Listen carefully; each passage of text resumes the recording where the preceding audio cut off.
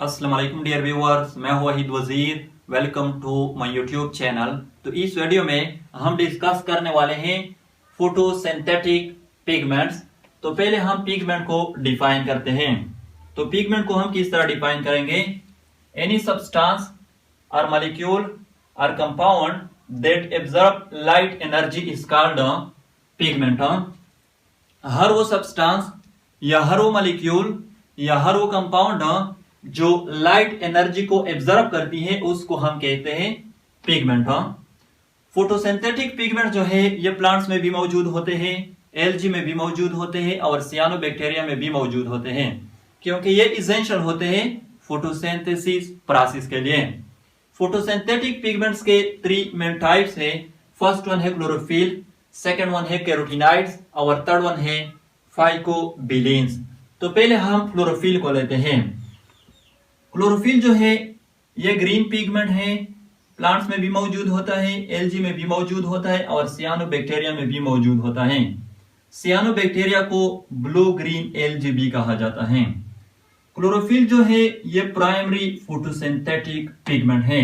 इसके further 2 main type है, chlorophyll A and chlorophyll B. Chlorophyll A जो है ये मोस्ट अबंडेंट टाइप है क्लोरोफिल का। Chlorophyll A blue and red light को एब्जॉर्ब करती है, ग्रीन लाइट को रिफ्लेक्ट करती है। यहाँ पर ये पॉइंट नोट कर लें, क्लोरोफिल ए जो है ये ग्रीन लाइट को रिफ्लेक्ट करती है, इसलिए जो क्लोरोफिल मॉलिक्यूल्स होते हैं वो ग्रीन अपीयर होते हैं, या प्लांट के जो लीव्स होते हैं वो ग्रीन अपीयर होते हैं। क्लोरोफिल ए को रिएक्शन सेंटर भी कहा जाता है, क्योंकि लाइट रिएक्शन के दौरान लाइट एनर्जी सोलर एनर्जी की जो कन्वर्जन होती है केमिकल एनर्जी में वो क्लोरोफिल ए में होती है, तो इसलिए इसको रिएक्शन सेंटर भी कहा जाता है। क्लोरोफिल बी जो है ये रेड एंड ऑरेंज लाइट को एब्जॉर्ब करती है। क्लोरोफिल बी को एक्सेसरी पिगमेंट कहा जाता है। एक्सेसरी पिगमेंट का मतलब यह है कि क्लोरोफिल बी जो है ये जो लाइट एब्जॉर्ब करती है, सनलाइट एब्जॉर्ब करती है, वो क्लोरोफिल बी खुद यूज नहीं करती बल्कि वो ट्रांसफर कर लेती है टू क्लोरोफिल ए, क्योंकि क्लोरोफिल ए जो है ये रिएक्शन सेंटर है। सेकंड जो टाइप है वो है कैरोटीनॉइड्स। तो कैरोटीनॉइड जो है ये प्लांट में भी मौजूद होते हैं, एल्गी में भी मौजूद होते हैं और सियानोबैक्टीरिया में भी मौजूद होते हैं। कैरोटीनॉइड्स के फर्दर 2 मेन टाइप्स हैं, कैरोटीन्स एंड ज़ेंथोफिल्स। याद रखें कैरोटीन जो है ये प्योर हाइड्रोकार्बन्स हैं। प्योर हाइड्रोकार्बन्स यानी कैरोटीन्स सिर्फ कार्बन एंड हाइड्रोजन पर मुश्तमिल होते हैं। कैरोटीन्स रिस्पॉन्सिबल होते हैं ऑरेंज एंड रेड कलर्स के लिए। देखो टोमेटोज, कैरोट्स, पम्पकिन्स एटसेट्रा, उसका जो कलर होता है वो कैरोटीन्स की वजह से होता है।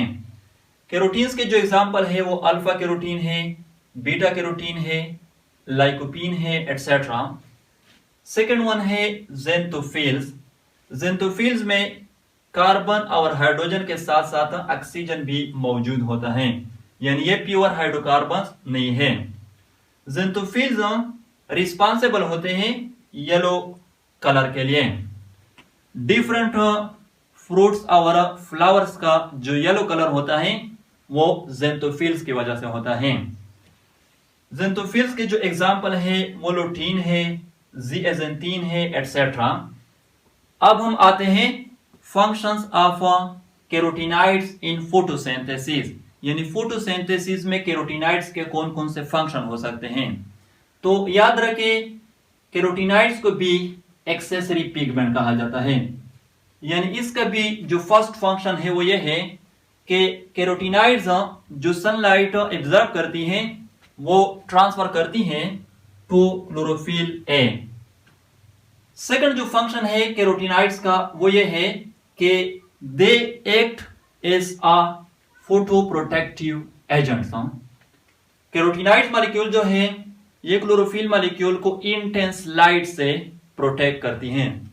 देखो कभी कभार इस तरह हो जाता है कि जो फोटोसिंथेटिक मशीनरी है, स्पेशली क्लोरोफिल मॉलिक्यूल, वो हद से ज्यादा सनलाइट को एब्जॉर्ब कर लेती हैं, लिमिट से ज्यादा सनलाइट को एब्जॉर्ब कर लेती हैं, जिसकी वजह से क्लोरोफिल मॉलिक्यूल्स की ओवर एक्साइटेशन होने का खतरा होता है।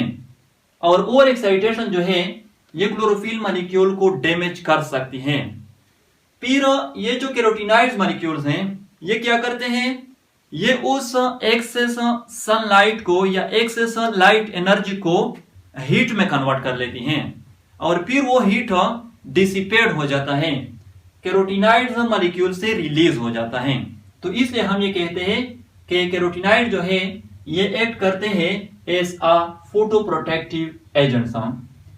थर्ड जो फंक्शन है कैरोटीनॉइड्स का वो ये है कि they act as an antioxidant. इसका क्या मतलब है, देखो आगे जाकर जब हम लाइट रिएक्शन पढ़ेंगे फिर आप लोगों को पता चल जाएगा। During light reaction of photosynthesis, light reaction में स्पेशली क्लोरोप्लास्ट में यानी थाइलाकाइड में, क्योंकि वहां पर वाटर मौजूद होते हैं, तो थाइलाकाइड में सनलाइट की वजह से वाटर मॉलिक्यूल की ब्रेकडाउन हो जाती है into electrons, hydrogen ion and oxygen. तो ये जो ऑक्सीजन है जो as a by product produce हो जाता है फोटोसिंथेसिस प्रोसेस में या लाइट रिएक्शन में, ये ग्राउंड स्टेट में होता है, ग्राउंड स्टेट में।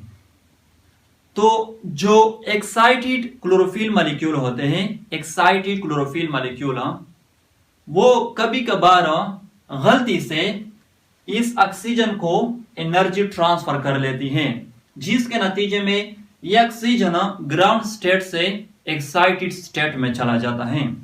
तो जब यह ऑक्सीजन एक्साइटेड स्टेट में चला जाता है फिर इसको हम कहते हैं सिंगलेट ऑक्सीजन, सिंगलेट ऑक्सीजन। और ये जो सिंगलेट ऑक्सीजन होता है ये मोर रिएक्टिव होता है, ये हार्मफुल होता है, ये फोटोसिंथेटिक मशीनरी को डैमेज कर सकती है और साथ साथ जो बाकी सेलुलर कंपोनेंट्स है, for example protein, lipid, DNA, उसको भी डैमेज कर सकती हैं। तो फिर ये जो कैरोटीनॉइड्स हैं ये क्या करते हैं, ये इस सिंगलेट ऑक्सीजन को लेस रिएक्टिव फॉर्म में कन्वर्ट कर लेती हैं।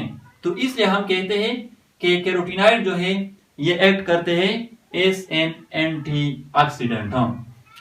थर्ड जो फोटोसिंथेटिक पिगमेंट है वो है फाइकोबिलिन्स।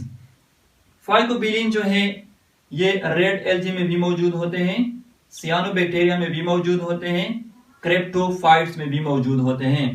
क्रेप्टोफाइट जो है ये यूनिसेलुलर फोटोसिंथेटिक एल्गी है। फाइकोबिलिन्स के 3 मेन टाइप्स हैं। फर्स्ट वन है फाइकोसियानोबिलिन, ये ब्लू कलर का होता है।